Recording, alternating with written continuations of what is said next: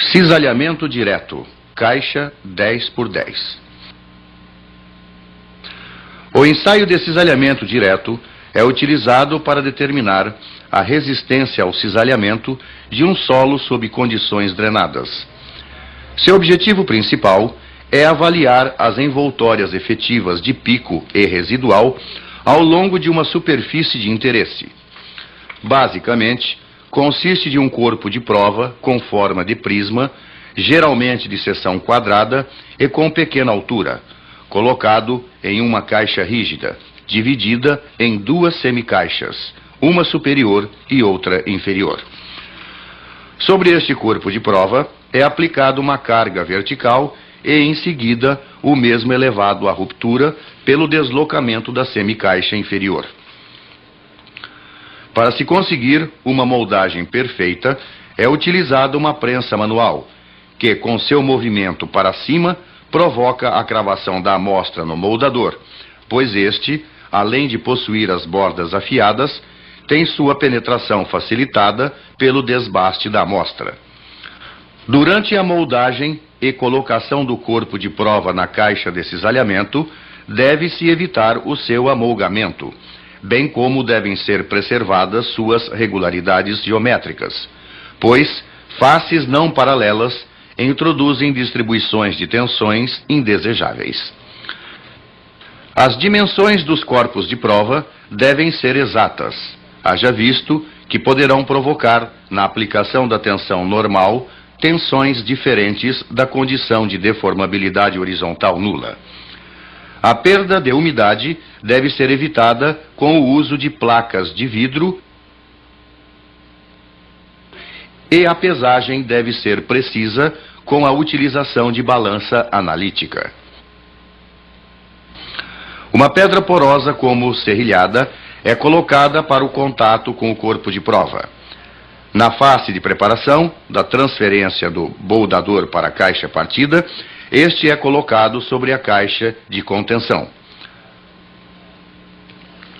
Uma peça de metal é colocado sobre ela e novamente a prensa manual é utilizada.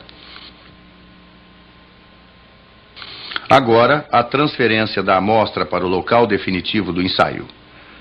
Terminada a transferência, leva-se o conjunto para a máquina de cisalhamento, onde será colocado com o cabeçote uma outra pedra porosa, um pórtico que irá transferir a tensão normal aplicada e um relógio comparador para medição da deformação vertical no centro da caixa.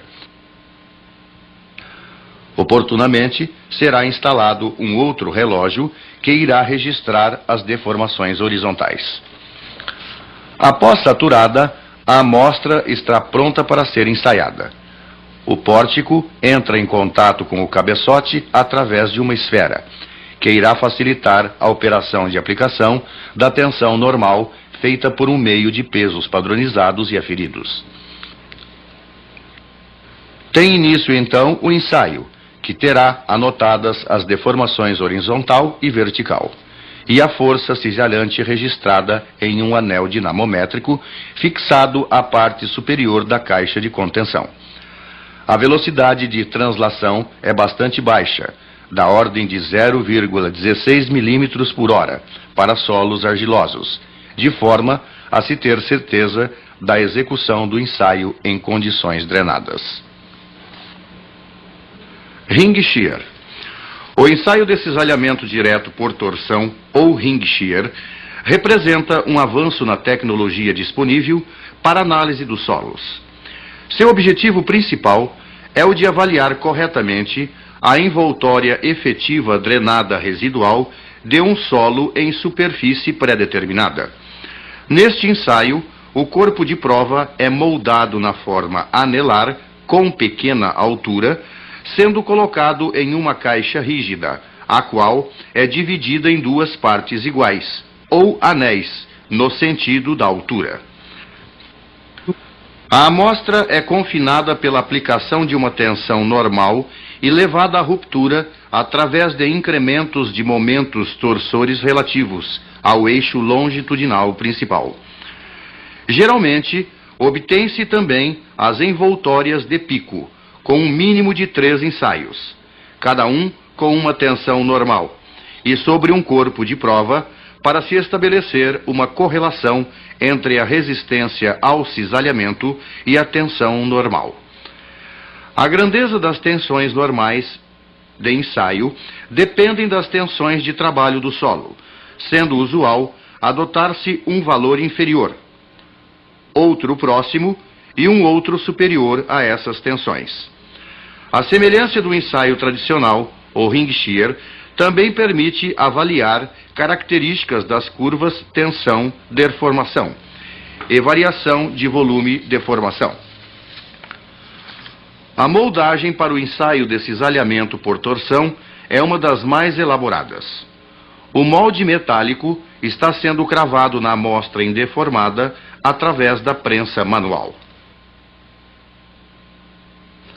Aqui, o início do processo de introdução da amostra no seu local definitivo de ensaio. Um cilindro de madeira, colocado internamente, irá determinar a altura do corpo de prova. A amostra não foi totalmente introduzida no cilindro.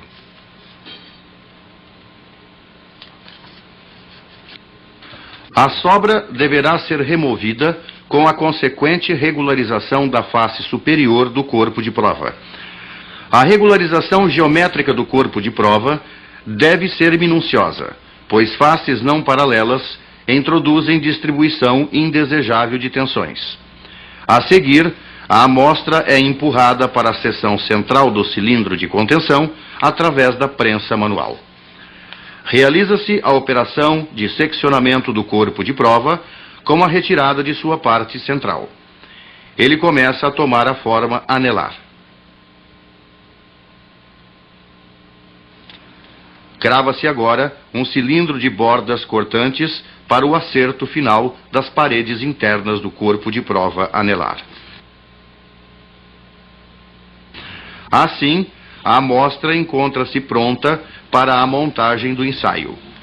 No ensaio, são utilizadas 2 pedras porosas anelares de bauxilite vitrificada, com 12 dentes radiais de cobre cravados, para impedir o deslizamento da amostra. A montagem final é efetuada. O conjunto é levado para a máquina de execução do ensaio e são instalados finalmente os relógios comparadores, os anéis dinamométricos e os dispositivos que irão transmitir o movimento rotacional necessário ao corpo de prova com a movimentação contínua de sua parte inferior. Ensaios triaxiais. Os ensaios triaxiais são utilizados para avaliar ou prever, sob condições de drenagem controlada e histórico de carregamentos pré-determinados, os parâmetros de resistência ao cisalhamento de solos, as características das curvas tensão